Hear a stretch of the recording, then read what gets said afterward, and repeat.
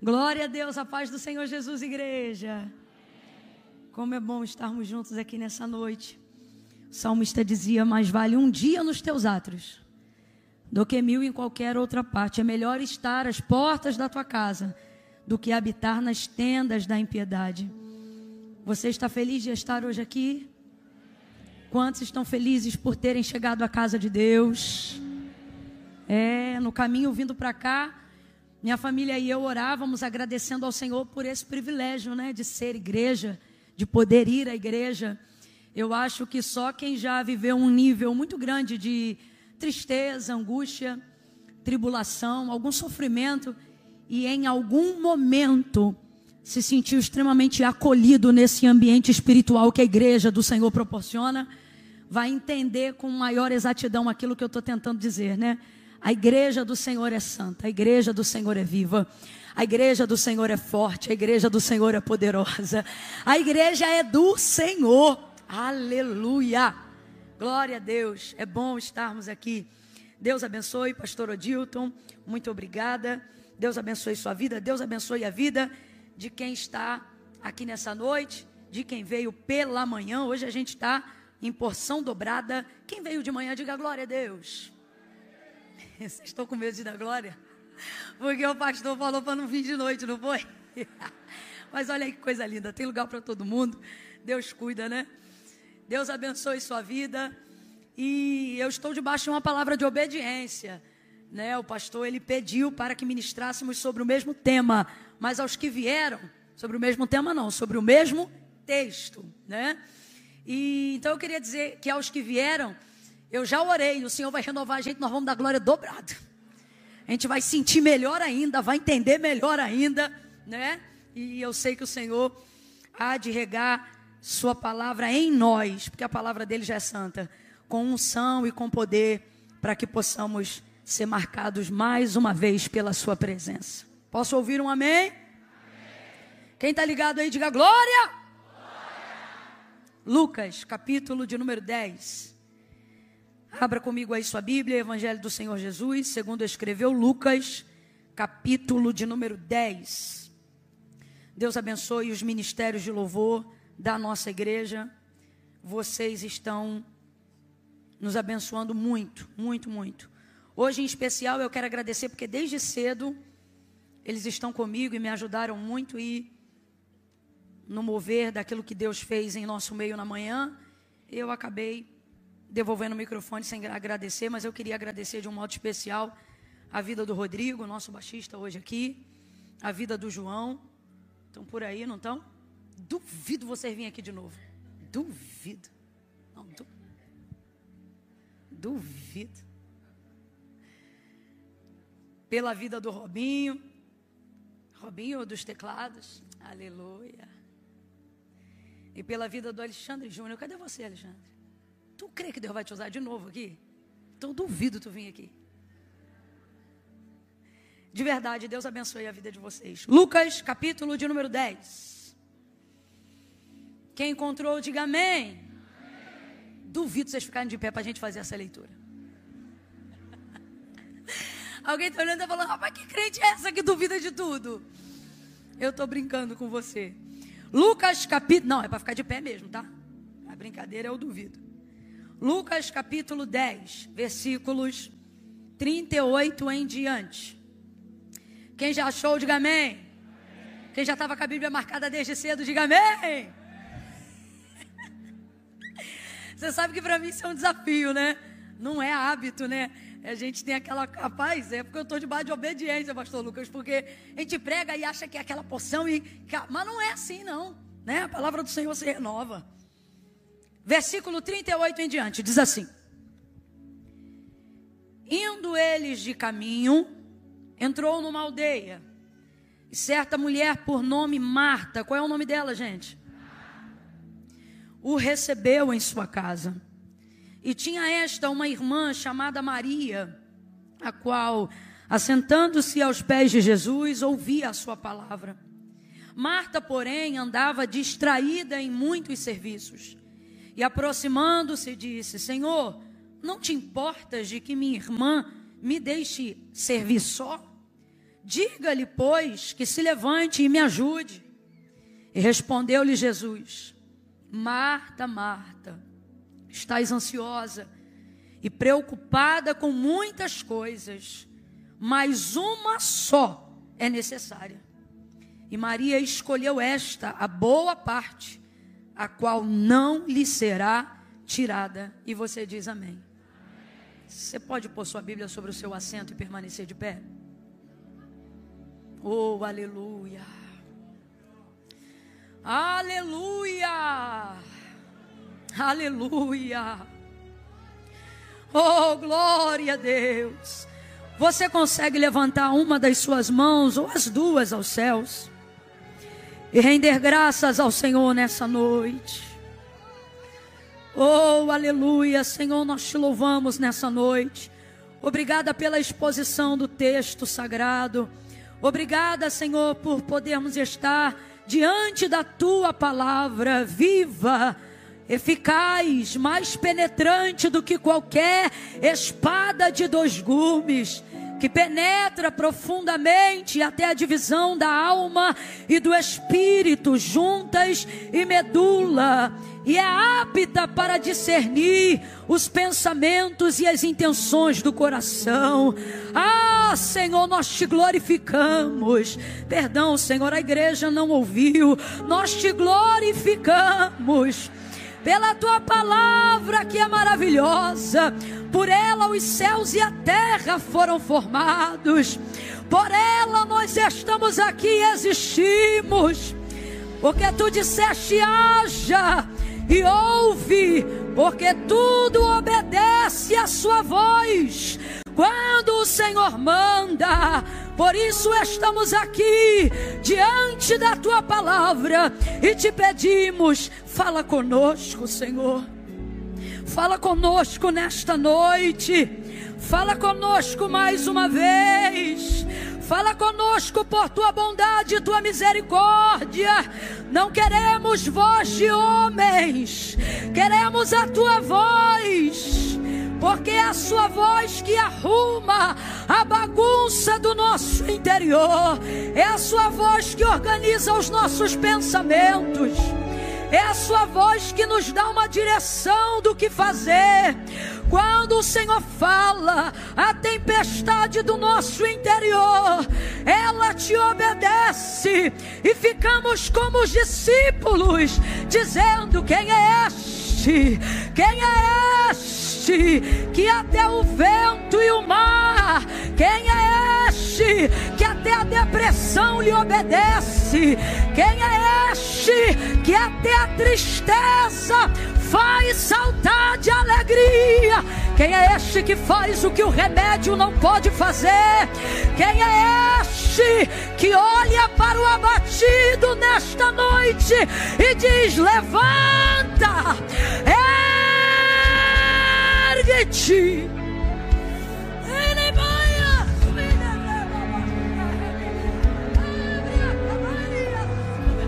O teu Espírito se move em nós nesta noite. Tu tens liberdade. Fala, fala e faz. Faz como tu queres. Faz como tu queres. Dá ordem. Dá ordem.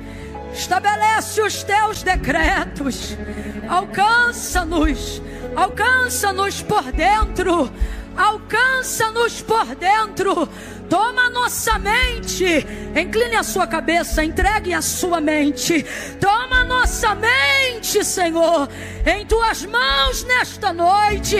Alinha a nossa mente e o nosso coração à compreensão da tua vontade. Alinha espírito, alma e corpo nesta noite e coloca para bater em retirada neste alinhamento as dores no corpo, fibromialgia, doença doenças psicossomáticas, nós te denunciamos, nós te expomos agora em luz diante da verdade que liberta. Oramos sobre a palavra, porque a tua palavra diz: conhecereis a verdade e a verdade vos libertará. Liberta, Senhor. Liberta, Senhor. Liberta-nos de nós mesmos. Liberta-nos de nós mesmos. Move por dentro. Por favor, Senhor, por favor, nós te suplicamos, tem misericórdia. Vamos, clame pela misericórdia do Senhor. Tem misericórdia, Senhor. Senhor, tem misericórdia. Se compadece dessa vida aonde o remédio não faz mais efeito. Se compadece desta pessoa que às vezes pensa que vai ficar louco, que vai ficar louca, que vai fazer uma besteira. Todo espírito homicida cai por terra agora, em nome de Jesus. Não vai matar ninguém, não vai matar ninguém, não vai fazer uma besteira dessa. Você não vai matar ninguém. Desfaz o plano, Senhor. Desfaz o plano, Senhor. Espírito de morte, nós te repreendemos pela segunda vez neste dia. Vai batendo em retirada. A vida dele não é teu lugar, a casa dele não é tua morada. Sai, sai, sai, sai, sai, em nome de Jesus. Em nome de Jesus.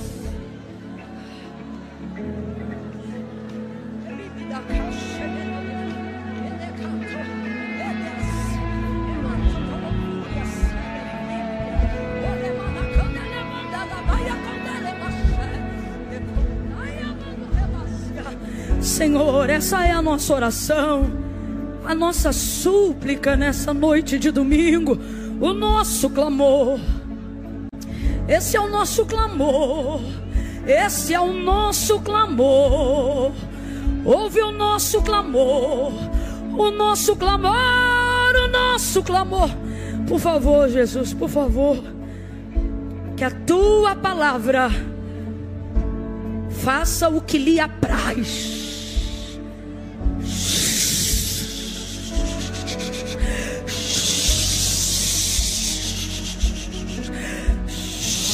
Faz o que lhe apraz. Tu tens a liberdade, Espírito Santo, Espírito Santo de Deus. Fala conosco. Põe a mão no seu coração. Fala conosco, Senhor. Em nome de Jesus. Libera a tua palavra, por favor. Em nome de Jesus. Amém e amém. Aleluia. Senta nesse mesmo clima de reverência. Senta glorificando a Deus.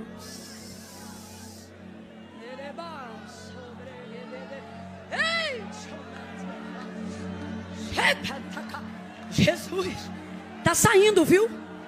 Está saindo. Aonde houver uma porta aberta nessa igreja, está saindo todo espírito que entrou embutido para te entristecer.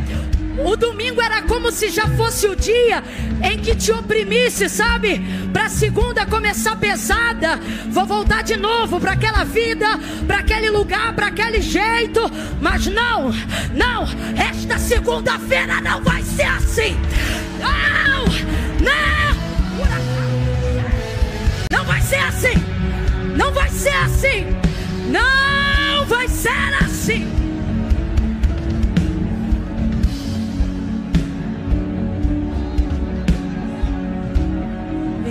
De Jesus, em nome de Jesus, aleluia, aleluia.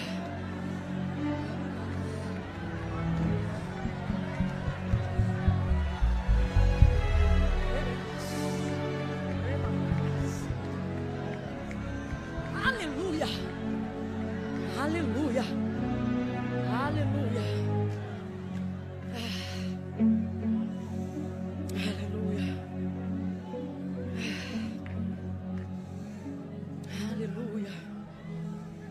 Aleluia. Aleluia.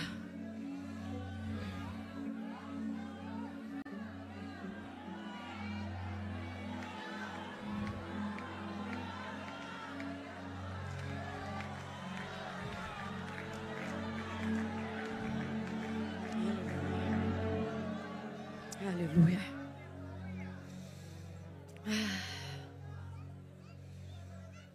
Aleluia. O texto que acabamos de fazer menção aqui nessa noite carrega algumas verdades que promovem em nós tanta empatia, sabe? Tanta comunicação entre nós e essas pessoas, tanta semelhança. Principalmente sobre a pessoa de Marta. Principalmente sobre a pessoa de Marta. Marta era uma mulher de muita influência e a gente sabe disso porque você vai perceber que o texto aponta um protagonismo para ela. Ela, abaixo de Jesus, é claro, ela é a pessoa que inicia aqui a narrativa com o maior protagonismo do texto, porque ela tinha o governo da sua casa, o governo da sua família. Apesar de serem 3 irmãos, Marta, Maria e Lázaro, Marta tem esse apontamento, né? Eu me lembro que, você vai lembrar comigo, que quando Lázaro, o irmão dela, morreu, Jesus chegou 4 dias depois e antes mesmo de entrar na aldeia de Betânia, Marta teve informação de que ele estava chegando e ele saiu ao encontro. Olha como ela é bem relacionada, olha como ela tem influência sobre a comunidade local, olha como ela exerce um nível de controle muito grande, não só sobre as coisas que acontecem com ela, mas principalmente com as coisas que acontecem ao seu redor. Uma outra coisa importante que a gente precisa refletir sobre Marta é que o nível de angústia, tribulação, distração, cansaço, estresse que Marta vai viver nesse episódio ao receber Jesus em sua casa não é o tipo de coisas que são conferidas às pessoas alienadas. Se você prestar atenção, você vai ver que o versículo 40 diz assim, ó: Marta, porém, andava distraída em muitos serviços. Não é distraída na casa da vizinha, não é distraída falando mal dos outros. Você está entendendo? Não é distraída o dia inteiro no WhatsApp, não. É ocupada, fazendo coisas que ela considerava serem urgentes, relevantes para aquele momento da vida dela. Afinal, Marta está envolvida nesse contexto porque decidiu receber Jesus em casa. Não foi ele que se convidou, diferente, por exemplo, de Zaqueu, que não tinha se preparado, porque foi o Senhor que falou: olha, desce depressa, porque hoje me convém pousar, entrar em sua casa.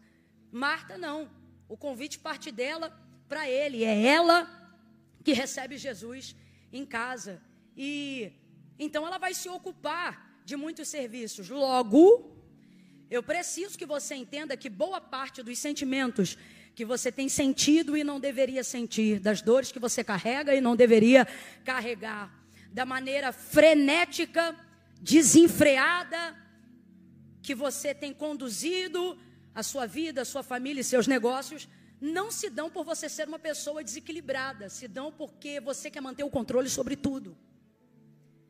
Então, veja o contraponto dessa situação. Não é porque você é um desocupado, não é porque você é um incapaz, não é porque você é um alienado, não é porque você é um preguiçoso, é justamente ao contrário. E isso acabou te colocando nessa posição.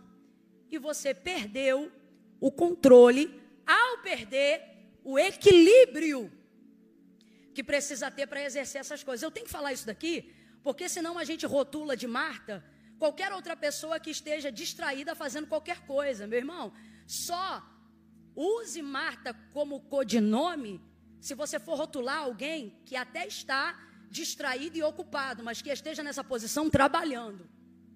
Porque esse é o contexto da vida de Marta.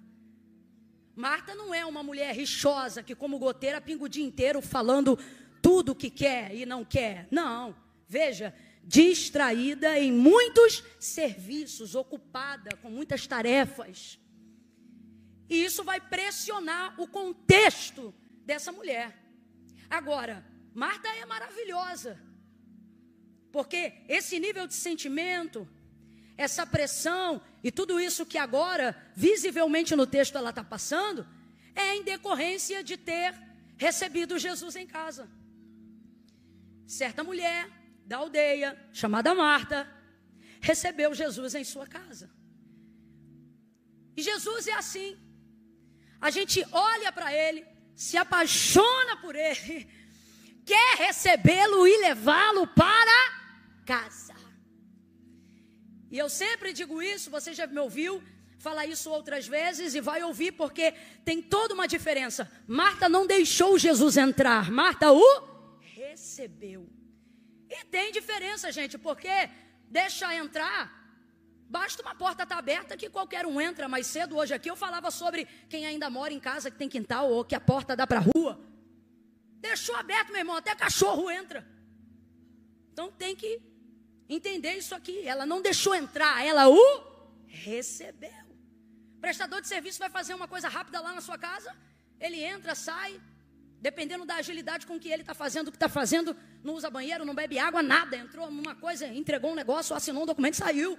Entrou, aí eu te pergunto, mas recebeu? Você o recebeu? Não, não, e é isso que você precisa entender. Você deixou entrar. E do mesmo jeito que você deixou entrar, você deixou? Receber é como? É acomodar aquela pessoa dentro de um contexto que ela não tenha vontade de ir embora, de sair. É uma mesa posta, é um café, é um almoço, é um negócio que ela quer comer, é uma água que você oferece para ela beber, é a limpeza de um banheiro para que ela tenha conforto em usar. Então, receber dá trabalho, receber Jesus gera uma demanda. E a maioria das pessoas que não querem essa demanda, mas querem Jesus, veem ele entrar por uma porta e sair pela outra. E esse contexto aqui, ele é muito real. Você vai perceber, por exemplo, que a mulher pecadora vai entrar na casa de um fariseu chamado Simão, e porque Jesus estava lá dentro, ela entra também dentro dessa casa, aquela que derrama um vaso de puro nardo, sabe? Só que Jesus está na casa de Simão, mas Simão não soube recebê-lo. E como que a gente sabe disso? Porque essa mulher que não era da casa, quando chegou na casa, derramou esse óleo perfumado, enxugou com os cabelos, porque ela chorou sobre os pés dele com as suas lágrimas. E aí Jesus vai olhar para Simão, que está vendo a cena da recepção daquela mulher pecadora diante de Jesus, e ele vai pensar assim, o Simão, que é o anfitrião da casa, que deixou entrar, mas não recebeu. Ele vai dizer assim, pensar, se fosse profeta de verdade, saberia quem é e qual lhe tocou. Ele saberia que essa mulher que está tocando nele é uma pecadora. Aí Jesus diz assim, Simão, uma coisa eu tenho a dizer-te. Ele diz, dize-a, mestre. Ele diz, eu entrei em tua casa e tu não me recebeu com um beijo. Eu entrei em tua casa, tu não me ungiu com óleo. Eu entrei em tua casa. O que ele está dizendo? Aqui eu não fui recebido por você, aqui eu só. Mas esta, agora tu vê, quem não morava lá, recebeu ele. Porque a recepção não tem a ver com a porta pela qual a pessoa passa, mas a maneira como ela é acolhida aonde ela está. Aí Jesus vai olhar para essa mulher que estava realmente nessa condição e vai dizer, mas esta, desde que eu entrei, ela não cessa de me beijar os pés, ela me ungiu com óleo, ela me regou com lágrimas, ela secou os meus pés com seus próprios cabelos. Então veja, uma coisa é deixar entrar, outra coisa é receber. Marta não é como Simão. Marta recebe. Ela não quer só Jesus, ela está disposta a assumir a responsabilidade que vem junto com quem quer tê-lo na sua vida. Receber Jesus é ter que pegar uma casa que é sua, uma família que é sua e deixar ao serviço dele. E aí agora, no meio dessa ocupação totalmente atarefada, ela está nesse contexto, oh Jesus, atribulada, aflita que só. Olha a situação de Marta, gente. Ela quer receber Jesus, mas só que Jesus não anda sozinho. Jesus não anda sozinho. Quando ele queria ficar sozinho, o texto diz que ele tinha que se retirar, por vezes até se esconder, para que ele pudesse ter um momento a sós de oração com seu Pai que está no céu. Jesus estava sempre acompanhado. Eu costumo dizer que quando ele não estava com ninguém, ele estava com 12. Sem contar a multidão que afluía, como diz Lucas, aonde quer que ele passasse. Então veja, ela quer receber Jesus. Só que Jesus vem acompanhado. Meu Deus. Jesus não vem sozinho, gente. Jesus vem acompanhado. E a verdade é que a gente não se apaixona pelo próximo. A gente se apaixona por Jesus. A gente não quer um envolvimento com quem anda com ele. A gente quer ele. Vamos falar a verdade? O convite que a gente faz para ele. O desejo que a gente tem é por ele. Receber é ele. Vamos falar bem rasgado aqui, que é para todo mundo entender. Muitos querem Jesus, mas não querem a igreja. Quer Jesus, mas não quer os irmãos. Quer Jesus, mas não quer o pastor. Quer Jesus, mas não quer conjunto de normas. Quer Jesus, mas não quer corpo de Cristo. Só que o corpo é chamado de Cristo porque Cristo é o cabeça. Aí a gente pensa assim, eu quero cabeça. E tu já viu cabeça fora do corpo, menino? Quem quer Jesus vai ter que estar disposto a lidar com a demanda que entra na casa quando ele entra também. E essa é a parte mais complicada do processo. Porque nesse mesmo capítulo, Jesus acabara de falar com um homem que desejava servi-lo mais perto. E aí, Jesus vai dizer para ele, cumpre o mandamento. Tu cumpres o mandamento? Amarás o Senhor teu Deus de todo o teu coração, com toda a tua alma, de todo o teu entendimento, e ao teu próximo, como a ti mesmo. Aí Jesus vai dizer assim para ele, vai contar uma parábola. Por quê? Porque ele vai perguntar assim, quem é meu próximo? Aí Jesus vai dizer assim para ele, um homem foi espancado na beira do caminho. Passou o sacerdote, viu este homem e passou de largo. Depois dele passou também um levita, alguém que acreditava-se, né? São pessoas cujo cargo deveria inspirar cuidado ao próximo, mas passou também de largo e ignorou ele. Então passou um samaritano, um bom samaritano. E esse samaritano parou, colocou azeite em suas feridas, deixou o dormente em suas dores, lhe oferecendo vinho, colocou ele na parte traseira do seu cavalo, levou ele para uma hospedaria, cuidou dele nessa hospedaria e depois deixou um dinheiro na recepção, dizendo, olha, tudo que ele precisar, você pode colocar na minha conta, quando eu voltar eu passo aqui e acerto, mas cuida dele e faz tudo que ele precisa. Jesus contou essa história e virou para este homem e disse para ele, quem te parece que é o teu próximo? Aí ele disse, olha, me parece que é aquele que se compadeceu. Quem? O que teve misericórdia. Nesse caso, o bom samaritano. E ali Jesus vem explicando, então, o teu próximo é esse. Quem é teu próximo? É quem precisa, quem está perto. É quem você pode fazer alguma coisa. Então, é impossível tirar esta referência, gente. Qual? De querer Jesus e não querer se relacionar com o próximo. A palavra do Senhor é muito clara acerca disso e ela diz assim, olha, se você diz que ama a Deus, a quem nunca viu, odiando o teu próximo, você é mentiroso. Porque como pode amar aquele a quem nunca viu e não amar quem é a sua imagem e semelhança? Então decide.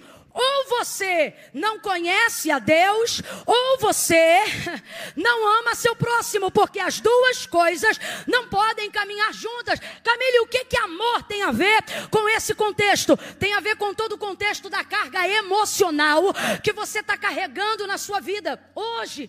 Esse estresse, essa falta de empatia, essas dores, essa vontade de vencer na vida, que só coloca você para se tornar um ativista, seja religioso ou seja escravo do dinheiro lá fora. Por que isso acontece, gente? Porque não há mais espaço no nosso coração para ocuparmos-nos de maneira saudável com as demandas de quem está ao nosso redor. Desenvolvemos a ideia de que é possível viver Deus, ser salvo, sem me preocupar em absolutamente nada com a circunstância das pessoas que estão ao meu redor. Então eu vivo para mim, eu canto para mim, eu prego para mim, eu tenho ministério para mim, vou à igreja para mim. Quantas orações você fez pela sua família hoje? Quantas vezes você mencionou o nome das pessoas que você ama hoje? A Bíblia diz que Jó foi abençoado e o Senhor virou o cativeiro de Jó enquanto ele orava pelos seus amigos. Por que isso aconteceu? Foi logo depois dele ter dito assim, agora eu sei que tudo tu podes e nenhum dos teus pensamentos podem ser impedidos. Depois de estar na derrocata, no último nível, no fundo do poço da vida, ele não gasta mais tempo fazendo perguntas para Deus: por que eu estou assim? Me tira daqui. Ou querendo uma justificativa. Não, ele entende que agora, ele compreende que o Senhor tudo pode, inclusive pode deixá-lo assim como ele está. Essa palavra não é tão vitoriosa quanto algumas pensam, dizendo: vamos fazer uma campanha baseada no bem sei que tudo podes. O bem sei que tudo podes de Jó é: agora eu entendo que se tu quiseres, não precisa me responder porque eu estou assim. Se é aqui que tu quer, é aqui que eu vou ficar e não vou deixar de te adorar por isso. Depois de compreender isso, ele para de buscar só por ele, questionar só pela sua circunstância e começa então a orar pelos seus amigos, gente que lhe era próxima, mas que lhe tinha ofendido porque não havia compreendido qual era a vontade de Deus para a vida dele. Agora veja, não coincidentemente, enquanto Jó ora por eles, Deus vira o cativeiro dele, não do próximo dele. Me ouça! Essa vida de controle absoluto, com você querendo dar conta de tudo no braço, na sua força, na sua carne, só com seu dinheiro, usando toda a sua saúde, isto não funciona. Você tem que entender que tudo pelo qual você está passando deve promover em você o desejo de estar no centro da vontade de Deus. Camila, como é que eu vou passar por isso? Exatamente desse jeito que eu estou falando. É você que passa por essas coisas. Você não pode deixar essas coisas passarem por você. É você atravessando. É você passando. Entende? Você passa pela quimioterapia. Não é ela que está passando por você. Você passa por essa batalha espiritual. Não é ela que está passando por você. Quem tem a espada é você que atravessa. Quem tem a palavra é você que passa. Agora, tem que ter equilíbrio, tem que ter controle, tem que ter inteligência emocional. E como é que eu faço isso? Como é que eu faço isso, Camila? Por que eu cheguei nesse ponto? Porque você não tem mais ponto de referência. Porque sua vida se tornou uma busca incessante, aonde você precisa romper e fazer sucesso para você. Ou ainda que outras pessoas estejam ligadas ao seu sonho, sua realização. Quando eu tiver eu vou abençoar, quando eu tiver eu vou dar, quando eu tiver eu vou lá. Veja, tudo gira em torno de você. Quando você tiver, quando você puder, quando você fizer, quando você entrar, quando a porta abrir para você, quando Deus fizer um milagre em você.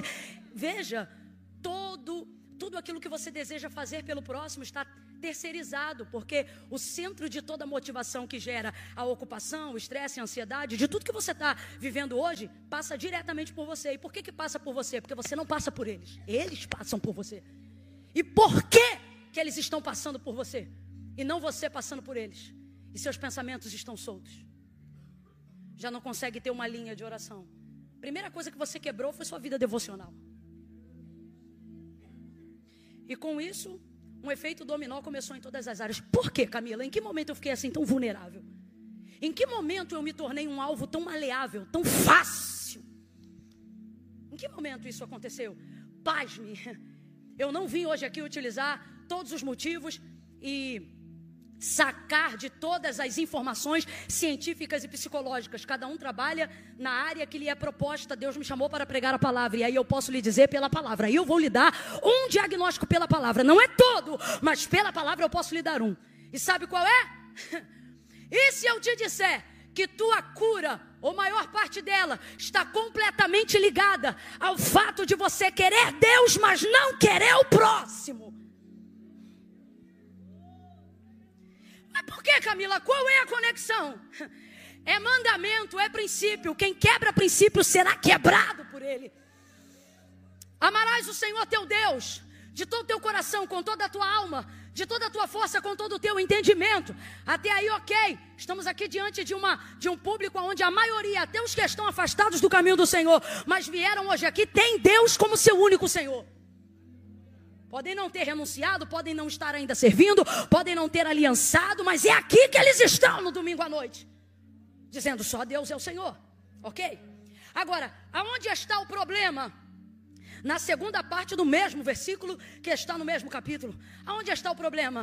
E ao teu próximo como a ti mesmo. E eu falei aqui mais cedo e é real. O problema de amar o próximo não é amar. O problema é o próximo. Não é?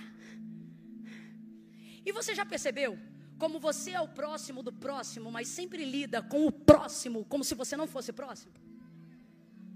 Como se você também não fosse o problema de alguém, a crise de alguém, a irritação de alguém, o motivo do mau humor de alguém. Você quer ver uma pergunta legal que dá pra gente fazer, dá pra gente entender aqui? Quem aqui já sentiu? Quem aqui já sentiu? Camila, eu já senti, eu conheço isso. Eu sei o que é ser invejado. Você acredita? Não tem nada, Camila. Mas quem aqui sabe poderia me ajudar a testemunhar dizendo, Camila, eu sei o que é ser invejado. Levanta a mão. Levante a mão, sem medo, sem medo. Camila, fulano, rapaz, você acredita? Levante a mão. Veja, isso. Baixa a mão, abaixa a mão. Quem aqui teria coragem de confessar e dizer, Camila, eu fui o invejoso? Diminuiu bastante. Tu vê que a conta não fecha? Deveria ter um invejoso para cada invejado. Para a conta fechar. Vê que a conta não fecha. Por quê?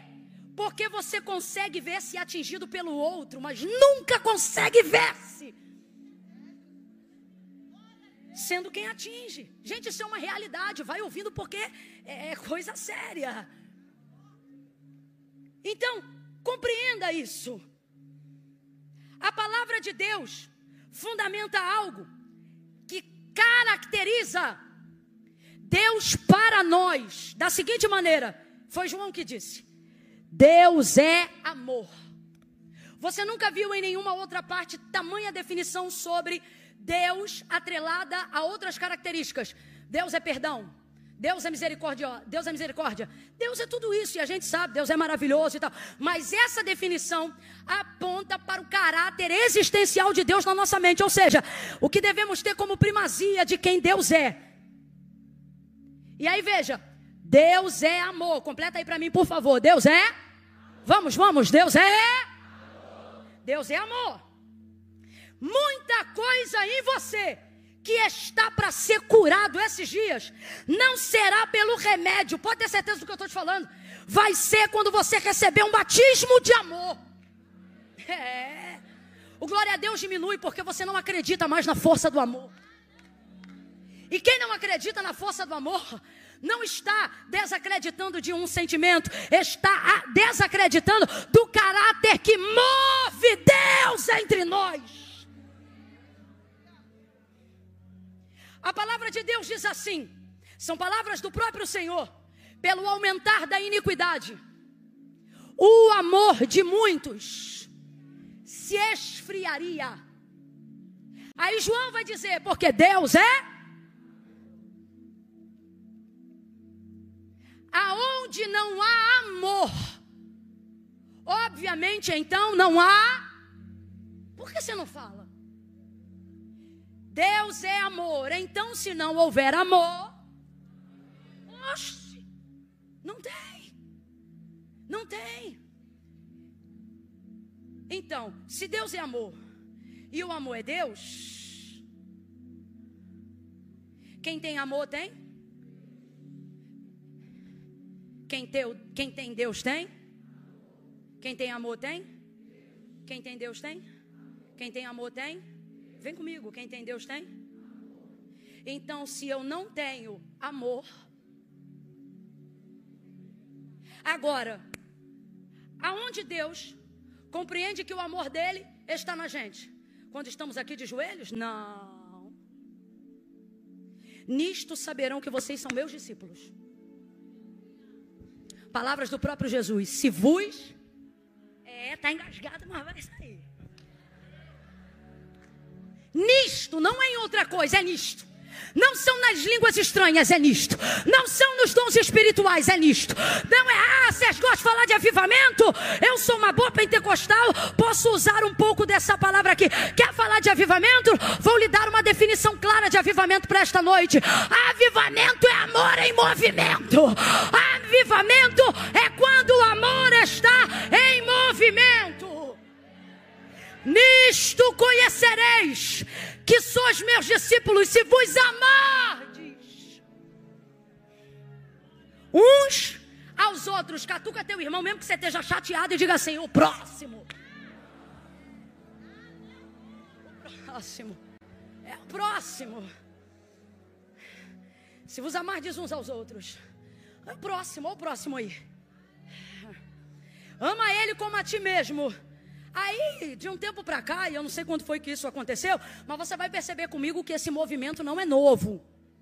Aconteceu um movimento aí, que a ideia é o seguinte: basear a maneira como eu vou te amar cuidando primeiro de mim. Alguém já percebeu esse movimento acontecendo?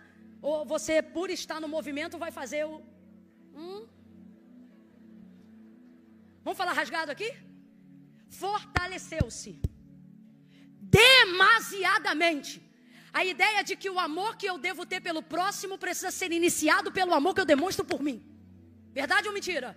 Verdade ou mentira? Cresceu demasiadamente isso. Agora, eu não vejo esse comportamento produzindo avivamento. Vamos falar a verdade? O que eu vejo é este tipo de mensagem, de pregação, de ideia, de contexto, colocando em nós uma visão cada vez mais egocentrista. Agora, se isso deveria fazer sentido, e a base do amor que eu devo ter pelo próximo precisava primeiro estar respaldada pelo amor que eu tenho por mim, por que quanto mais tempo eu dedico para mim, parece que mais doente eu fico? Por que quanto mais eu ganho dinheiro para mim, parece que menos eu sei o que tenho a fazer com este dinheiro? Por que parece que quanto mais eu viajo e mais pessoas eu estou no meio delas, mais sozinho eu me sinto? Uma vida cuja única função e motivação significa ter Deus para meu bem-estar. Mas isso não promove a cura das pessoas que estão à sua volta. Isso não promove a inspiração das pessoas que... Gente, o que é que está acontecendo? Por que não está funcionando? Por que não funciona?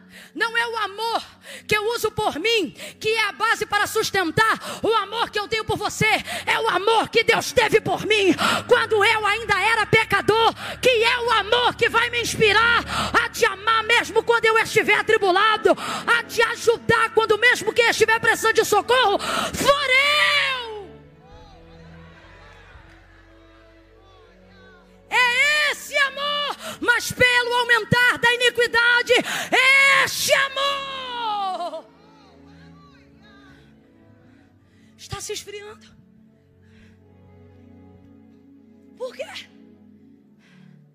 Agora, por que pessoas que estão sempre ligadas a propósitos alheios, servindo causas divinas, tem força para seguir? Para fazerem coisas a despeito de si mesmas. Por quê? Elas não estão sendo movidas pelo seu próprio sucesso, ego ou senso de direção. Certamente elas foram enxertadas de um amor. Elas se sentem amadas. Muitas outras doenças você pode ter, mas a raspa de todas aquelas que permeiam a alma, a raspa, o fundo do tacho, sempre haverá alguém que ainda não soube o quanto é amado. Aquele que ama e é nascido de Deus, o amor de Deus está nele. E como ele evidencia que o amor de Deus está nele? Obedecendo o mandamento, que é amando o seu. Camila, mas eu quero tanto Deus. A distância mais curta ou a maneira mais rápida de você aproximar-se fisicamente de Deus é o quão próximo você pode estar de alguém que está ao seu lado. É assim que revelamos o amor de Deus. Já teve vontade de abraçar Deus? Quem aqui já teve vontade de abraçar Deus? Se eu pudesse, eu te abraçava. Deus está dizendo, podia ter abraçado, era só ter abraçado o teu irmão. Eu só quero que você tente entender. Então agora Marta vai receber Jesus. E gente, receber Jesus é maravilhoso. Quem já recebeu Jesus aí, diga glória. Vamos, quem já recebeu Jesus aí, diga aleluia. É maravilhoso. Mas eu preciso te dizer, Ele não anda sozinho.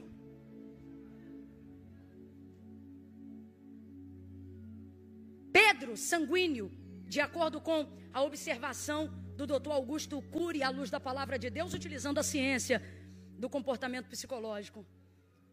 Ele diz: Pedro sanguíneo, João até um pouco bipolar.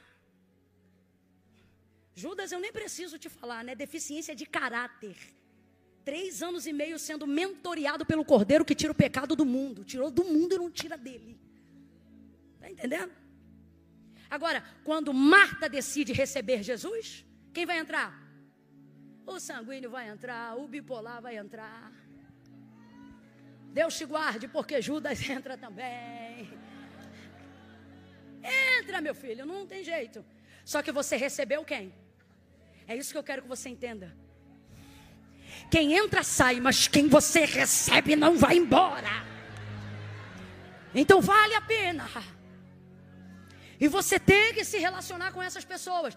E não é porque eu estou falando, foi porque Jesus ensinou. Certa feita Jesus disse assim aos seus discípulos: eu tive fome e vocês não me deram de comer. Estive nu e vocês não me vestiram.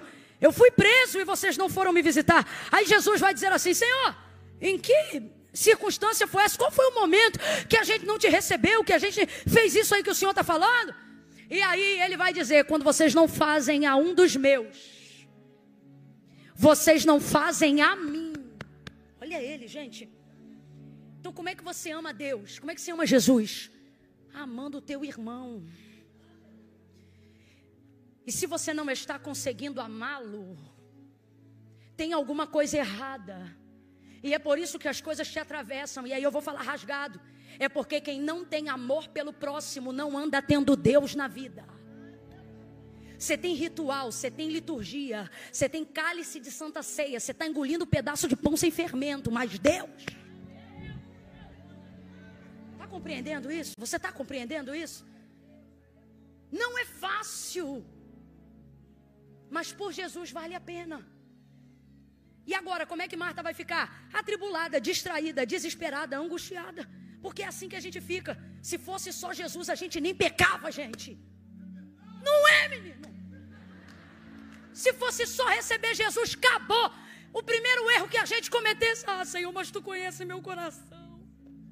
É assim. Mas não. Essa muvuca, esse movimento, a maneira como Ele escolheu que eu expressasse Ele em mim na vida do outro, foi que complicou. Por que me pediu isso, Senhor? Me pedia para entregar um cordeiro todo dia em cima do monte. E seria mais fácil. Eu estou mentindo, gente? Senhor, por que o Senhor está mandando eu ter que lidar com fulano? Eu preferia, sei lá, fazer um cardio de 2 horas sem parar. Seria mais fácil. Senhor, eu faria até dieta. Senhor, eu tomaria até café sem açúcar. Qualquer coisa é mais fácil do que isso. Por que você não tem se sentido tão amado por Deus assim agora? Porque a maneira de saber o quanto Deus te ama está completamente ligada à maneira que você revela ser capaz de amar o próximo. Então por isso você também não se sente perdoado quando pede perdão. Não se sente curado quando pede a cura. Não se sente restaurado quando pede restauração. Porque não há em você capacidade de ver a referência de Deus na sua vida em outra pessoa. Você quer Deus, mas não quer o relacionamento. Quer Deus, mas não quer a família no final de semana em casa. Você quer Deus, mas não quer que ninguém arranhe a parede. Você quer Deus, mas não quer a comunhão da família. Você quer Deus, mas não quer pertencer a departamento eclesiástico. Quer Deus, mas não quer liderança. Você quer Deus, mas não quer batismo. Você quer Deus, mas não quer ter pastor. Você quer Deus, mas não quer ter vida de renúncia. Você quer Deus, mas não quer se relacionar com nada do que Deus se relaciona. Por isso, todas as coisas de Deus que funcionam na vida de qualquer um que tem Deus, não anda funcionando na gente. Por quê? Porque falta unção? Não, gente, vamos pregar a verdade. Por quê? Está faltando leitura da palavra? Por quê? Está faltando culto? Graças a Deus essa igreja está lotada. Está faltando é amor. É a gente ser capaz de ouvir alguém pedindo alguma coisa para a gente e não virar os olhos.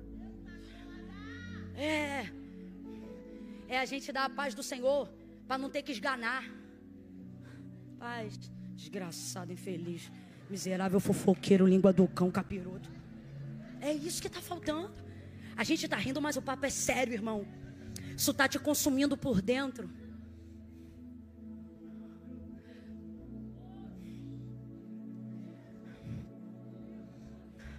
É por isso que Marta vai ficar assim.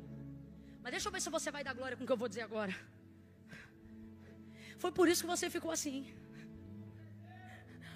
Eu brinquei, acho que foi ontem à noite, coloquei na rede social: você que é perfeito, perfeito, maravilhoso, maravilhoso. Não vem não, fica descansando que a gente não está pronto para você.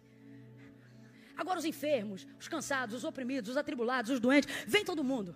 Porque o convite de Jesus, e era o texto que eu me referia no contexto dos stories, era esse. Eu disse: olha, vinde a mim, todos vós que estáis cansados, oprimidos, sobrecarregados. É isso que significa. Sobrecarregados. E eu vos aliviarei. Vinde. Agora, por que você está sobrecarregado? Por que você tem uma sobrecarga? Porque você é maravilhoso, é maravilhosa, cuida de tudo. Se você pudesse cuidar só da tua vida, tu não tinha metade da luta que tu tem. Uma parte de luta é tua, a maior parte é do restante do próximo. Porque na sua concepção, é ele que te atribula, foi ela que te pediu para comprar no cartão, falou que ia pagar, já venceu o mínimo, ela não pagou. Aí por causa disso tu vai ter que virar mais um plantão, para não perder teu nome, porque já te colocaram no Cenaras uma vez, tu disse: para lá eu não volto nunca mais. Aí fica estressado porque cobriu o plantão de novo, vai ter que bater mais uma laje, você é o pedreiro, mas vai ter que se comportar como auxiliar, porque está precisando virar uma massa para ganhar um dinheiro extra. Ou então você está na faculdade, já trancou a matrícula 3 vezes, por causa de empréstimo que tu pegou, foi consignado, alguém não pagou, tu teve que redobrar, trancou a matrícula. Eu podia contar muita história, esse caminho eu conheço. Está atribulado. Só que Deus me trouxe hoje aqui para dizer: sei como você está, mas ainda me lembro de quem você é. Só que a primeira forma de você ser curado é amando o próximo. E como é a continuidade dessa cura, Camila? É voltando a entender que você dedica tempo a Deus quando não está dedicando todo o tempo a si mesmo. Seja ajudando alguém. É compreendendo que ter recebido Jesus em sua vida envolve diretamente você ser alguém que não tem problema de ter empatia e até se responsabilizar pelas dores dos irmãos que estão ao seu redor. Por esses dias eu escrevi algo, não vou ponderar aqui, mas eu disse: que geração de Caim é essa? Irmãos de Abel. Aonde Deus pergunta sobre o próximo e a gente diz: acaso sou eu o guardador dele? Não queremos essa demanda. Já estamos atribulados o suficiente. Só que e se eu te disser que é nessa demanda que está a cura e o desenrolo do rolo que tua vida entrou? E se eu te disser que são nessas visitas, nesses telefonemas que tu não atende, nesses cultos que não vai, no meio desse movimento leve e orgânico da Igreja Viva de Jesus, que está a libertação de todo sentimento que te deixa cativo? Marta entrou nessa. E aí agora, algo vai irritar Marta. Tão irritada quanto o lugar que ela ocupa no momento, mais irritada ela vai ficar com o lugar que Maria está. Porque quando eu estou aonde eu não deveria estar, eu não vou me conformar só com o lugar que eu estou. Eu também vou me irritar com quem está no lugar que eu queria estar, mas não estou. E é aí que a doença se agrava. Veja que mais mal do que Marta faz a si mesmo, tomando todo o controle e a responsabilidade de tudo, é ver que Maria está no lugar, abre aspas, que se ela pudesse, ela também gostaria de estar. Mas ela pensa que não pode escolher. Olhe para cá que agora eu vou falar muito sério.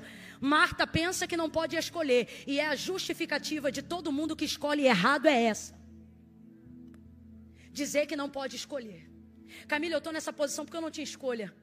Camila, eu estou nessa circunstância porque eu não tinha escolha. Não, você tinha escolha, mas preferiu confiar em você e não em Deus.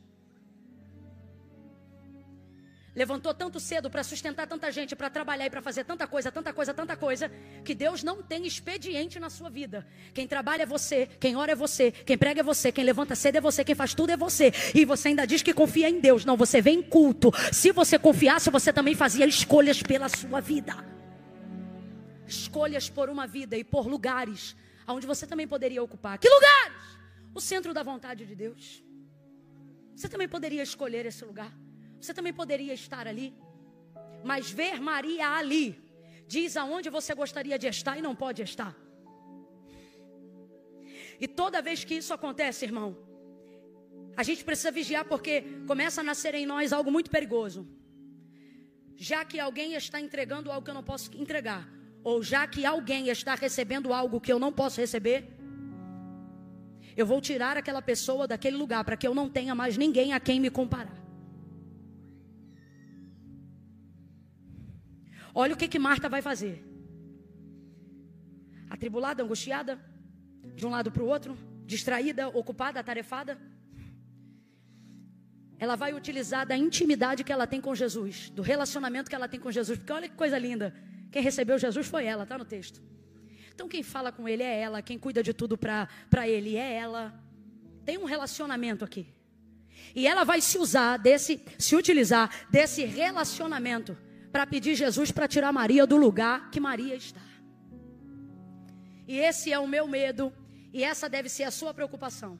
Quando começamos a usar a nossa vida com Deus para tirar as pessoas dos lugares que elas estão.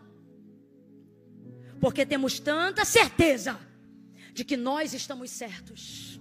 Gente, olha comigo aqui o contexto. Vamos analisar a frase para a gente caminhar para encerrar. Olha o contexto. Ela vê que Maria está prostrada, aos pés, buscando aprender. Ela chega onde Jesus está. Senhor. Olha como ela reconhece o senhorio, né?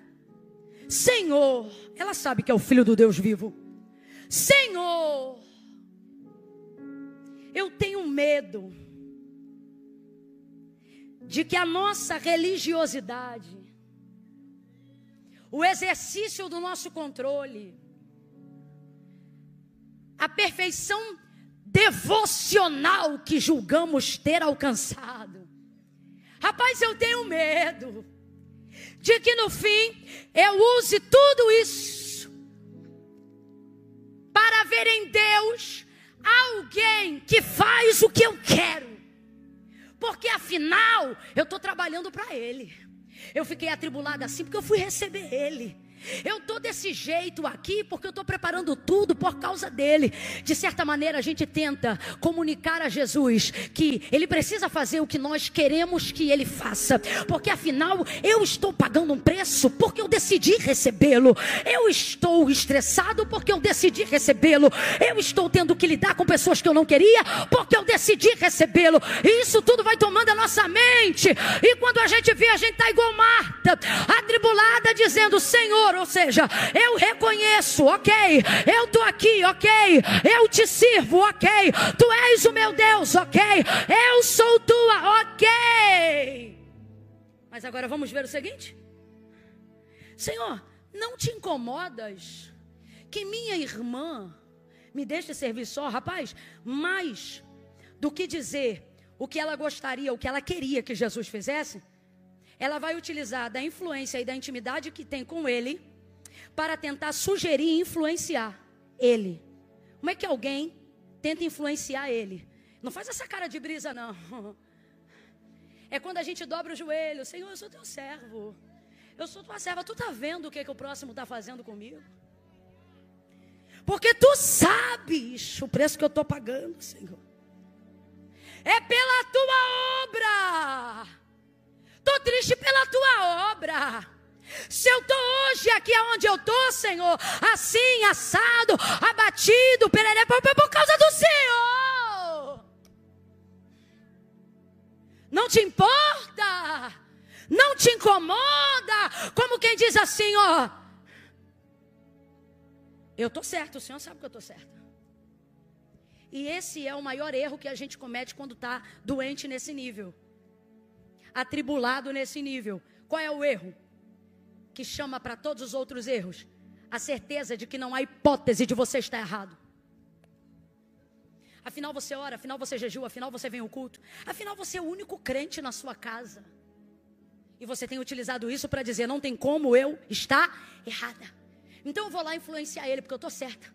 E se eu estou certa, ele vai fazer o que eu quero. Senhor, tu não te importa de que minha irmã me deixe servir só? Tu não te importa? Como quem diz assim, ó. Tu não está vendo, não? Gente do céu. Tu não está vendo, não? Porque se o Senhor está vendo, o Senhor faz alguma coisa. Diga-lhe, pois, agora, que se levante. Diga-lhe, ela está usando do relacionamento com ele, para dizer a ele que tire o outro do lugar.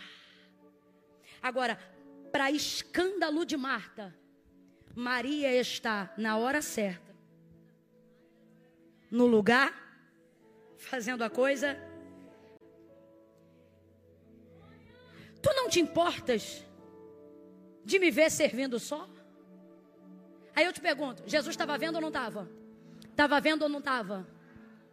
O que ela está querendo dizer é, o senhor não está vendo? Eu estou vendo. E por que o senhor não vai mexer? Porque acredite, dona da razão. Acredite, dono da religião. Você está errado. Marta, Marta, ele chama o nome dela 2 vezes. Marta, Marta. Hoje de manhã, refletindo sobre esse texto, não sei se mais alguém lembrou de algum. Lembramos de 3 enquanto pregava. E aí eu disse que isso já é tríade, né? E um tripé é o suficiente para a afirmação de uma tese. Toda tese precisa ter pelo menos um tripé para uma afirmação. E aí a gente se lembrou de outros 2 personagens que também tiveram o seu nome na mesma frase, sendo chamados de maneira subsequente. Veja, Jesus diz a ela, Marta, Marta. Gente, esse Marta, Marta aqui, sou só eu? Ou alguém entende que isso aqui é um senso de urgência que Jesus está ativando dentro de Marta? Como que, se fosse Camila, tu está brincando muito. Deixa eu te explicar. O que Jesus está dizendo para Marta é, Marta, vigia, porque a sua intimidade comigo não te dá autonomia para dizer para mim quem sobe e quem desce, quem entra e quem sai, quem senta e quem levanta. Marta, me recebeu em sua casa, então agora aguenta o peso da minha soberania. A casa é tua, mas do Senhor é a terra, a sua plenitude, o mundo e aqueles que nele habitam. Deus está dizendo para alguém, filho, a casa é tua, mas o terreno é meu. Jesus disse aos seus discípulos, se alguém quiser vir após mim, tome sobre si a sua cruz, negue a si mesmo, ande atrás, ó, siga-me. O que é seguir? É deixar ele na frente. Sabe o que ele está dizendo? Quer me receber? Quer que eu entre? Aprenda uma coisa, a partir de agora sou eu na frente e você atrás. Você não me diz como fazer, não me diz por onde entrar, não diz quem eu levanto, não diz quem eu abato. Você não é, você mandava antes de mim, agora que eu entrei quem manda sou eu. Você falava antes de mim, agora que me recebeu quem fala sou eu. Porque está na hora de você entender o significado do não vivo mais eu, mas Cristo. Cristo vive em mim. A vida que agora vivo não posso viver para mim.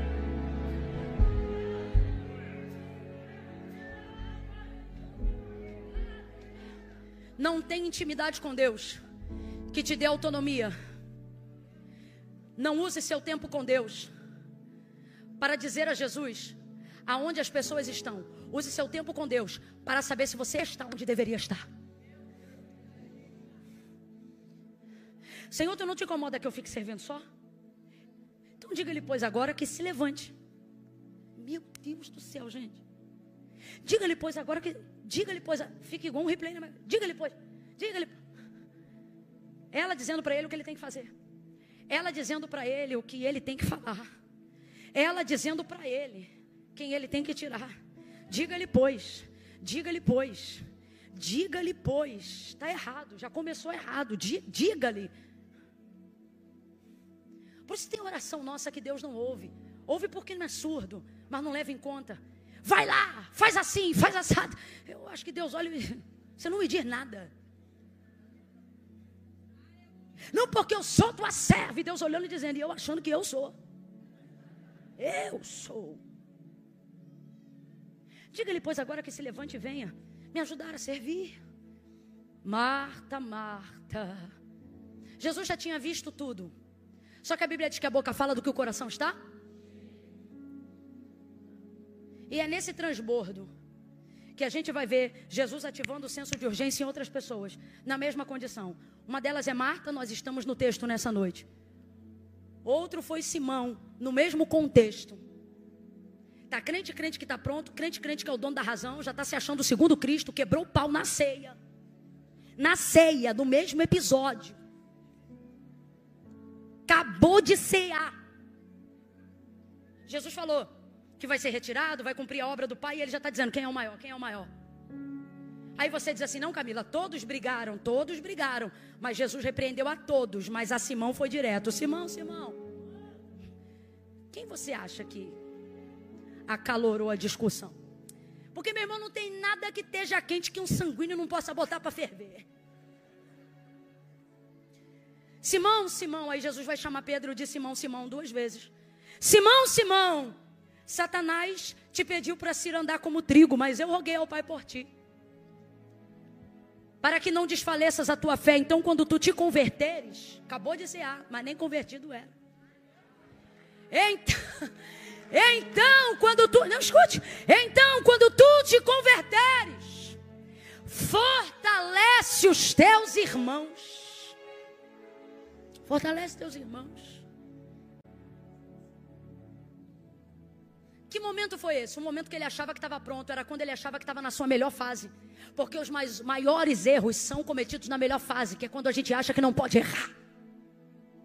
E esse é o maior erro. Qual? Errar? Não. Achar que não vai. Marta está assim.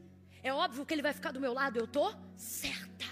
Ela tinha certeza que ela estava, e esse é o maior erro, gente. Esse é o maior erro. Talvez você esteja dizendo, Camila, onde está o meu erro? Talvez seu erro esteja sendo esse. Qual? Achar que você está certo em fazer como faz, em ir como vai. E qual é a terceira pessoa? Atos 9. Apóstolo Paulo, antes de ser apóstolo, no encontro com Jesus, Jesus vai dizer para ele, Saulo, Saulo, também seguido na frase 2 vezes, Saulo, Saulo, por que me persegues? Agora eu te pergunto, Saulo sabia que estava fazendo a coisa errada? Claro que não, ele dizia, da seita que eu frequento, eu sou o mais rígido de todos. O que é que ele está dizendo? Eu sou o melhor, eu sou o mais correto, o mais íntegro sou eu. É o que ele está dizendo. Então ele tinha certeza que ele estava, mas na verdade estava fazendo tudo. Veja como as pessoas que têm certeza que estão certas, são as que mais tendem a errar. E elas pegam a intimidade de toda a sua entrega com Deus e colocam isso diante de Jesus para usar seu jejum para botar Deus na parede. Usar seus montes para botar Deus na parede. Suas campanhas para botar Deus na parede. Porque elas têm certezas que estão certas. Então Deus vai fazer descer a sepultura quem Ele tiver que descer. Então Deus vai arrancar de tal lugar. Porque Ele está vendo que eu sou santo, que eu sou santa, que eu sou correto, que eu estou buscando. E sabe por quê? Que você está cometendo esse erro, mesmo fazendo aparentemente tudo que é certo, porque tudo que não é regado de amor é metal que tine, é ferro frio que não tem efeito.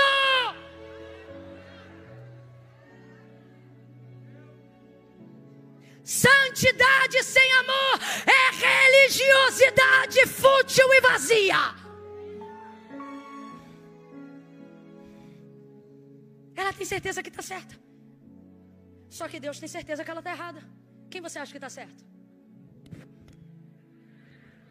Por que você não falou? Você está na dúvida? Então você também tem certeza que ela está certa. Então você... entendi, entrou Marta. Pois vai sair Maria nessa noite antes do culto acabar. Diga-lhe, pois, agora que se levante e me ajude a servir. Marta, Marta, você está inquieta. Sabe o que ele está dizendo aqui? Agora eu vou usar minha linguagem, tá? Sabe o que ele está dizendo aqui? Você não está bem. Com todo o carinho do mundo. Sério? É o que Jesus está dizendo assim. Você não está bem, minha filha. Dizendo para o dono do Haja o que ele tem que dizer. Você não está bem.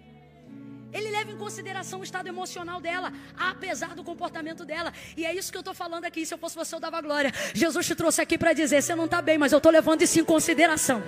E é por isso que você não vai ser destruído por essa dor. Você não vai ser atropelado por essa angústia. Você não vai ser consumido pela morte. Você não será atrocidado por toda essa angústia. Sabe por quê?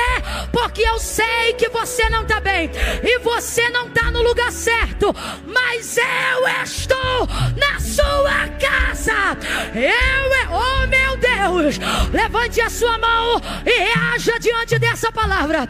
Eu vou contar de 1 a 3. Quando eu disser 3, você vai botar a mão no ombro do vizinho e vai dizer: ele está em casa.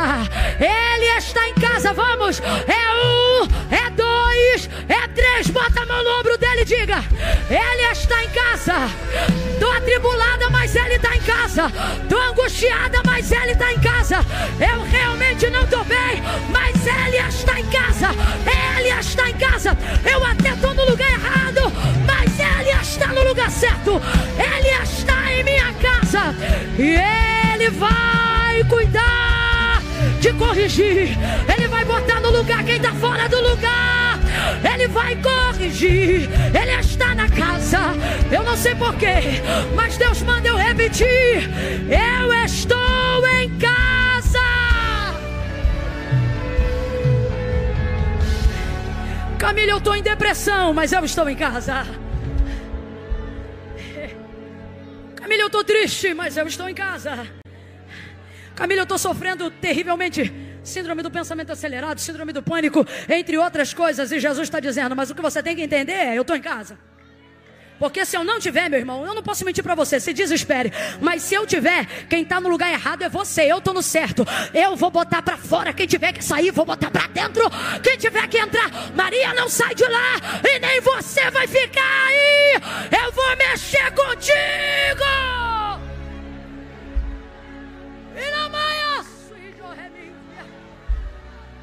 Não precisa ser pregador não, só precisa reverberar a palavra. Fala para mais uns 3 aí, fala: ele está em casa. Ele está em casa. Tu está me vendo abatido assim, mas ele está em casa. Tu está me vendo meio requenguela assim, mas eu tenho ele lá em casa. Eu coloquei ele para entrar, fechei as portas e nunca mais. Ele não vai sair, ele está aqui. Ele está aqui. Eu não estou bem, mas ele está aqui. E é por ele estar aqui que eu sei que isto que eu estou passando, eu passarei por isto, mas isto não passará por mim. Quando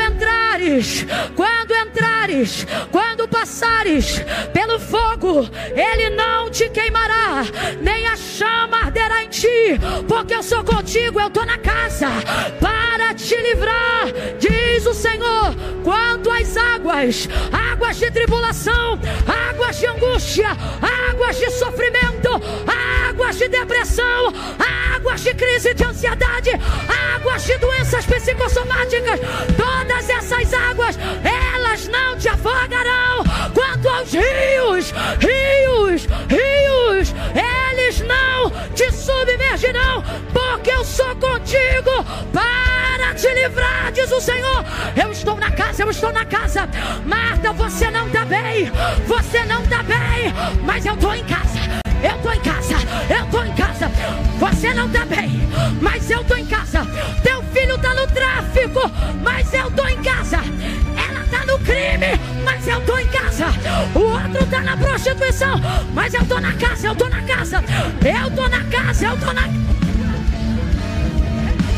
Pode botar tambores, porque tem um anúncio nessa noite. Jesus está nesta casa.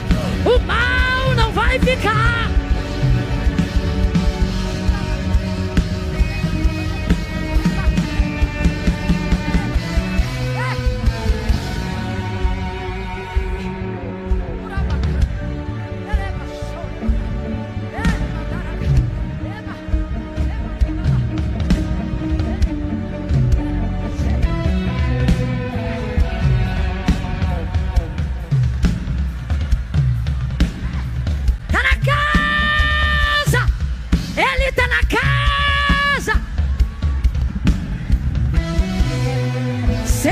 senta, senão virá vigília.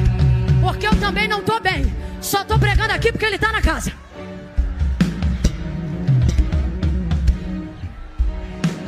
Quando ele está na casa, o pau quebra, panela explode, mas é da porta para dentro, ninguém sabe.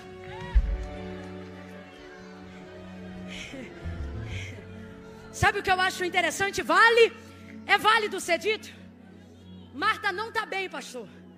E ela até quer atribular e tirar Maria do lugar que Maria tem que estar. Só que ela não quer que Jesus saia da onde ele está. Você vê que tua loucura não é tão maluca assim. Vamos falar rasgado aqui, português claro? Não está bem. Está precisando sim de uma terapia, de uma conversa, de liberar um perdão. Tem uma opressãozinha assim.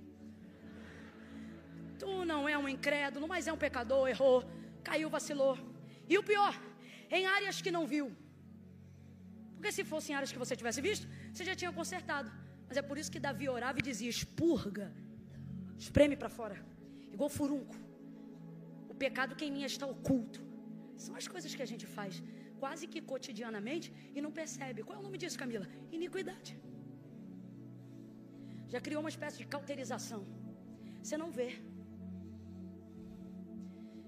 Eu percebo que ela deseja tirar Maria, mas não cogita a possibilidade dele sair. E ele percebe isso porque senão ele se retiraria. Porque quem não recebe os dele, não recebe ele. Então se ele está, é porque ela está chateada com Maria, mas não cogita momento nenhum o fato de deserdá-la como irmã, ou de não desenvolver comunhão com ela. Só está chateado naquele momento. Então quando Jesus diz Marta, Marta, eu acho que a maneira mais clara da gente elucidar isso aqui é Jesus dizendo: você não está bem, garota. De fato não está. Agora, Maria escolheu a boa parte. E é aqui que quebra, gente. Esse aqui seria o momento em que eu chego à conclusão de que Jesus está me dizendo: você não está tão certa quanto pensa. Você não está tão certo quanto pensa. Você não é tão maravilhoso assim quanto pensa. Você não é tão santo assim quanto você pensa, não. Aí tem gente aqui me ouvindo pregar dizendo: você está falando isso porque você não conhece com quem eu moro. Lá em casa só eu sou crente. E o Senhor está dizendo: é por você ser o único crente que eu esperava de você coisa melhor.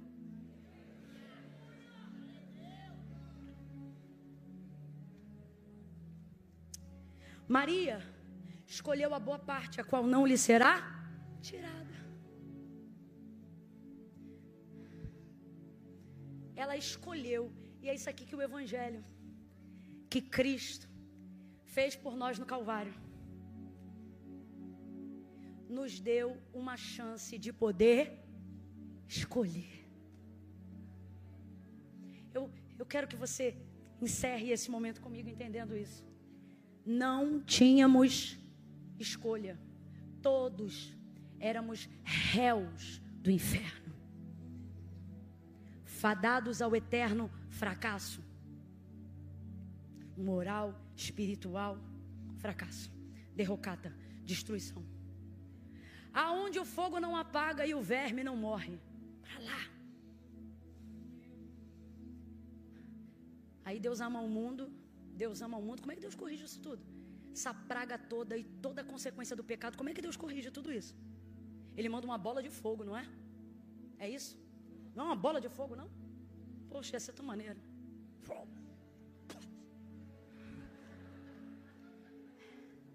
Ah, já sei.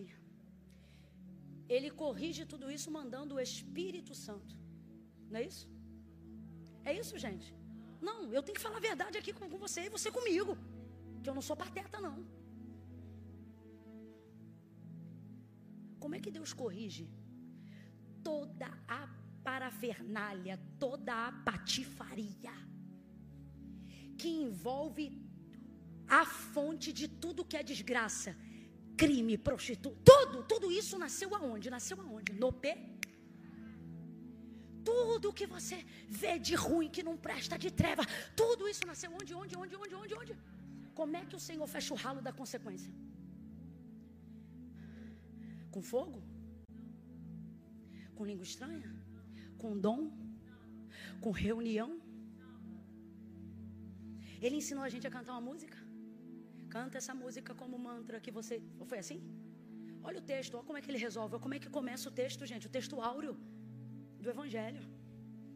E Deus amou o mundo. Como é que começa? E Deus? Aonde está a cura?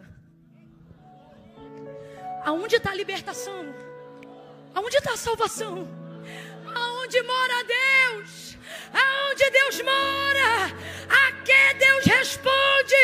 Ao amor. A salvação que veio ao mundo veio da onde? Veio da onde? Veio da onde? E Deus amou. E Deus, como é que ele corrigiu? Amando. Como é que ele restaurou? Amando. Como é que ele libertou? Amando. Aonde o demônio perde a força? Quando Deus ama. Aonde a porta do inferno fecha? Quando Deus manifesta o amor. E Deus amou. Podia ter ventado, podia ter soprado, e Deus soprou.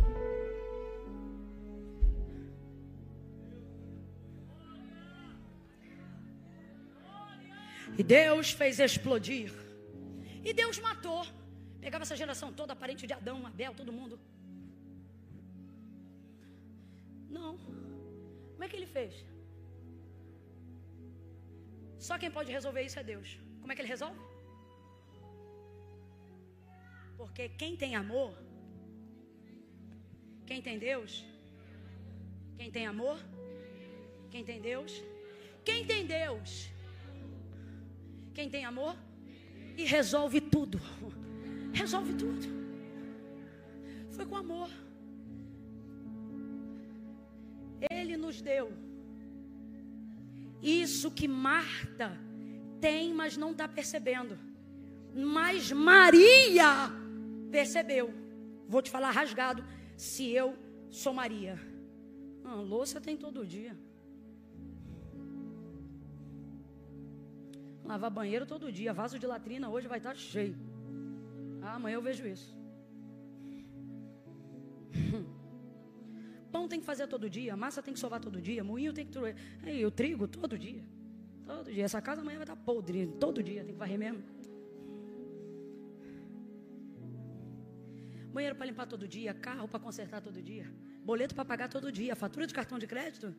Enquanto houver vida. Enquanto durar, cega, sementeira. Todo dia. Encontro de parcelinha todo mês. Deus vai entrar com providência, irmã, tenha fé. Ela riu e botou a Bíblia tipo assim, meu Deus. Todo dia. Se você não entender que essas coisas são urgentes, mas não são importantes, elas vão te consumir todo dia, toda semana. Olha para mim aqui. Para de falar que o que você está passando é uma fase. Olha para mim. Isso é a sua vida. Aprende a administrar. Não é uma fase. Porque meu filho está numa fase. Teu filho vai estar na fase a vida inteira. Porque ele é filho. É função social dele te dar problema. Está repreendido. Mas você entendeu o que eu quis dizer. Faz parte. Faz parte. Vai ter todo dia. Louça todo dia, uns negócios com as crianças todo dia, uns boletos não sei o que todo dia, todo dia. Tô lembrando aqui quando a gente achava um dinheiro em algum lugar. Eu me lembro que a gente achava, eu me dizia, menina, olha quanto que eu achei. Dizia, mãe, vamos embora gastar. Ela diz, deixa isso aí que eu vou lembrar o que é. Saiu alguma coisa que eu... Todo dia, meu irmão, vai ter. Batata, se a gente gastasse, minha mãe lembrava. Se ficasse parado lá, ela não lembrava. Mãe, vamos gastar que tu lembra, a gente junta de novo e tu compra outra coisa. Todo dia. Agora, Jesus na casa dela é aquele dia.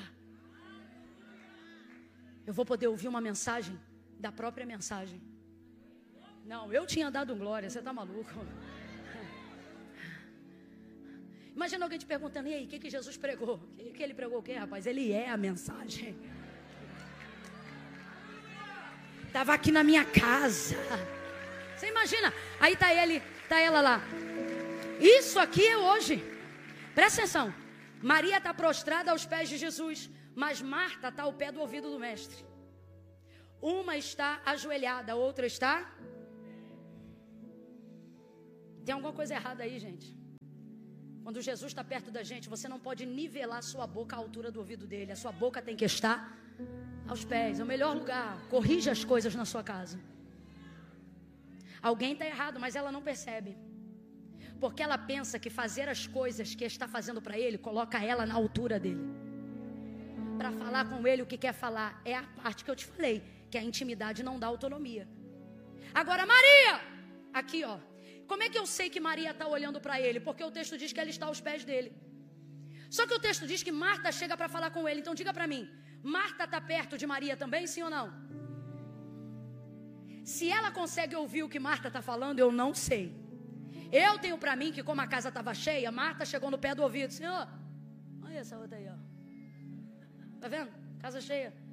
Manda levantar. Ela não só está incomodada por Maria não ajudar, como está constrangida de ver Maria naquela posição.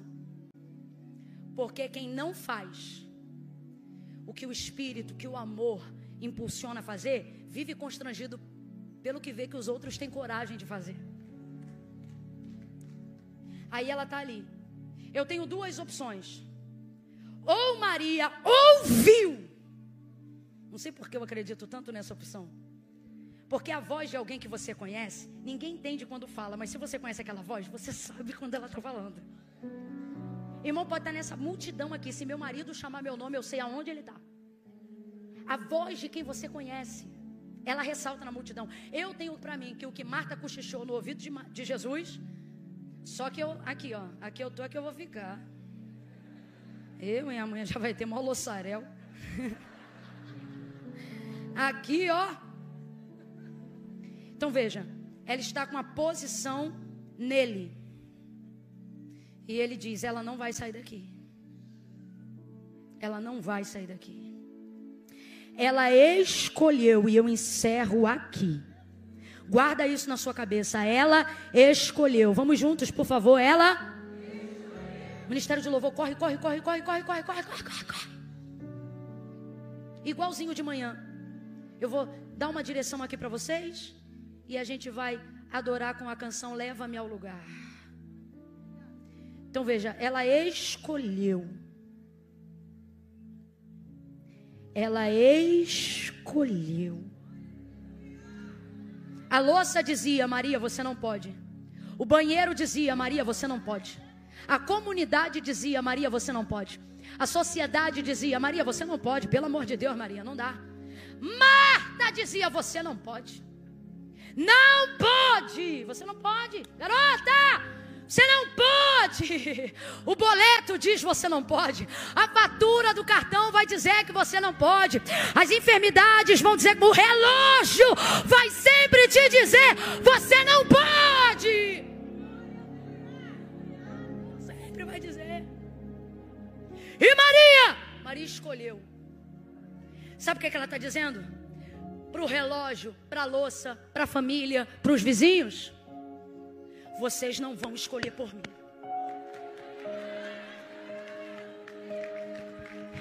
Eu vou aproveitar a chance que eu tenho e que Ele me deu. Qual? De escolher. Sabe quando você vê que prosperou na vida? Quando você não tem que saber quanto custa para saber se pode querer. Essa é a maior libertação que Jesus nos confiou no Calvário. Ninguém aqui podia pagar. Ele pagou, escute. Mas não obrigou ninguém a aceitá-lo. Porque a maior libertação não é se oferecer para dizer, estou aqui, paguei o que você não podia pagar e agora você tem que consumir aqui. Não. Ele fez isso e disse ao mundo, escolhe. Vida e morte, escolhe. Paz e guerra, escolhe. Céu e inferno, escolhe. O que vai ter de gente do outro lado, aflito, destruído, consumido pelas dores, pelos pecados, culpando Deus e dizendo, foi porque o Senhor não me ajudou, eu tive que trabalhar dobrado porque eu não nasci numa família rica, eu tive que fazer assim, assado por causa disso, daquilo, culpando, e Deus está dizendo, não, eu fui o único que paguei o que você não podia pagar, e depois eu deixei sem você escolher. E você escolheu a angústia, a tribulação, o dinheiro, a dor. Mas agora você me ouve pregar e diz: não, eu tive que ir. Não tinha. Eu tive que aceitar. Não tinha. A maior dificuldade da maturidade da vida é quando a gente amadurece e percebe que podia ter feito escolhas melhores.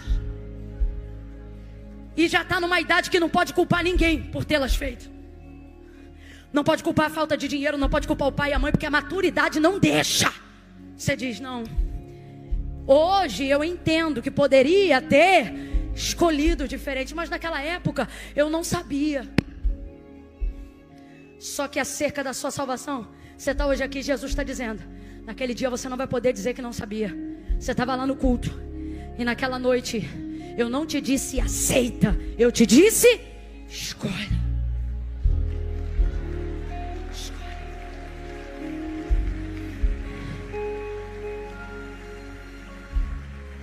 E isso é prosperidade. É ter opções. Você tem. Mas isso também é perigoso. É um nível de liberdade que nem todo mundo sabe usufruir. Por isso pais dizem a filhos: eu estou decidindo tal coisa, mas eu não queria isto. Você ainda não tem idade para? Então ele escolhe por você. Mas para quem já amadureceu, guarde isso. Está se aproximando o dia e a hora em que você não poderá dizer eu não podia. Você está hoje aqui me ouvindo pregar, e o Espírito Santo te convencendo dessa palavra diz para você: é hoje, é aqui, é agora. Mas você diz: não, depois que eu casar eu vou, eu ainda não posso escolher. Depois que eu parar de beber eu vou, eu ainda não posso escolher. Meu pai dizia assim para mim quando estava vivo, o pastor Edilton: crente não pode nada. Você não pode nada. Ele dizia isso para mim com a frequência das poucas vezes que eu podia estar com ele ao longo de um ano. Aí quando eu estava vez ou outra, ele dava essa alfinetada: pode nada. Todas as vezes que ele enchia uma garrafa ou um copo de água, de álcool, ele me oferecia: vai, toma. Brincando, antes de respeitar, de entender, porque depois ele reconheceu, abençoou o ministério que o Senhor me confiou. Mas antes, ele enchia as coisas e tal. Aí ele dizia: pai, experimenta. Não, pai. Eu dizia: eu não quero. Ele dizia: eu não quero nada. Você não pode. Crente não pode nada. Direto ele falava. E um dia eu estava azeitada. Esqueci aquela parte do honra teu. Ai, perdão, Senhor. Aí eu disse assim: pai, crente pode tudo, é o Senhor que não pode nada. Escute. Meu pai não conseguia ficar sem beber naquela época. Aí eu disse assim para ele: se o Senhor encher um copo agora e eu quiser, eu posso beber isso aí. Eu entorno tudinho aqui. Não tem arma, não tem ninguém me pedindo, não tem ninguém me obrigando, não é crime. Agora, se eu tirar isso aqui da sua casa uma semana, você fica sem? Quem não está podendo é o Senhor. Eu posso. Não faço porque eu fiz uma escolha. O Senhor não, o Senhor foi escolhido.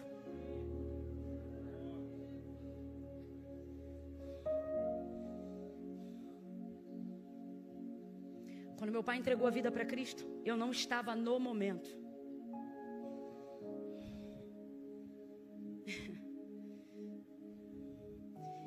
Sem dúvida é a alma mais amada minha. Porque eu já pregava para multidões e via salvação em massa, mas era como se ele fosse o espinho da minha carne. E no dia que meu pai entregou a vida para Cristo, ele não tinha dificuldade de reconhecer que Deus era o Senhor e que Cristo era o Filho de Deus. O problema é que tinha uma terceira pessoa no relacionamento deles.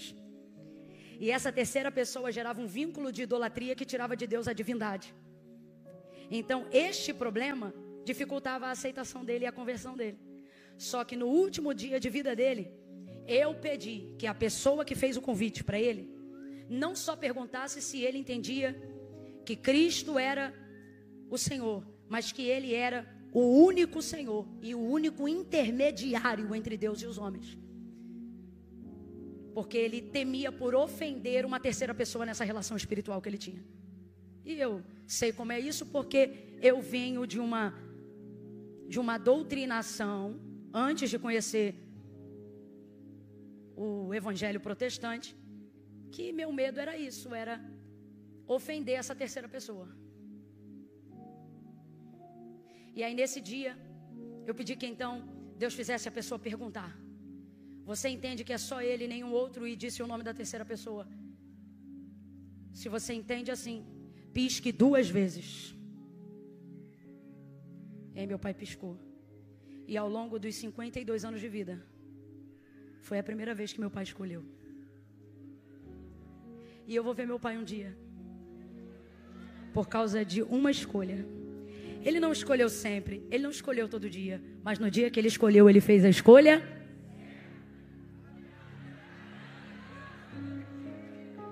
E isso mudou a eternidade dele para sempre. Olha para cá. A mentira que a pressão do mundo vai fazer de tudo para colocar em você todo dia é: você não tem. É mentira. Maturidade, coragem é olhar para a vida e dizer: tenho sim. Agora, escolher é perder. É ganhar, mas também é. E por isso que tem gente que prefere ficar na conveniência da indecisão. Não ganho tudo que queria, mas também não perco o que não sei se tenho coragem para deixar. Só que Deus me trouxe hoje aqui para dizer: você está errado. Mas eu não vou te obrigar a aceitar. Vou apenas te dar a oportunidade de... Vou orar para que você possa fazer isso agora. Escolher o certo. E que lugar é esse? É aos pés do Mestre. Não é ao pé da orelha, Marta. Aos que já escolheram Cristo, sai da orelha e vai para o pé. Faz assim, faz assado, vai lá, vem cá, dá, tira, mata, faz justiça, sai do pé da orelha. Vai para o pé do pé. E aos que estão aqui na angústia de pensarem: Camila, essa mensagem tem tudo a ver com a minha vida. Eu conheço Deus, mas eu conheço Cristo, mas eu só entro. Posso falar a verdade, Camila? Não é nem ele que mora lá em casa, sou eu que visito a casa dele de vez em quando. Você vem, gosta, abraça, beija, sente o cheiro e depois vai embora. Não muda nada. E por que você faz isso? Porque a vida está dizendo para você: você não pode escolher. Você tem que casar, você não é casada. Você tem que parar de beber. Você não parou, tem que parar de fumar. Você não parou. Aí a gente vai desenvolvendo isso. Eu vim do mundo, eu sei do que eu estou falando. A gente diz assim, ó: quando eu parar de fumar eu vou, quando eu parar de beber eu vou. É a vida dizendo: você não tem escolha, você não tem escolha.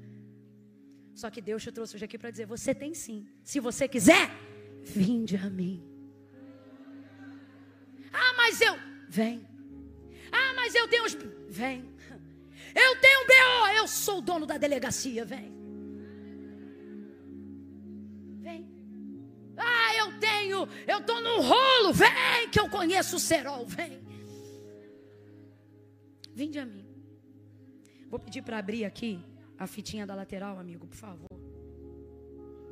Eu sempre peço para a igreja ficar de pé. Essa noite não. Fique assentado como você está.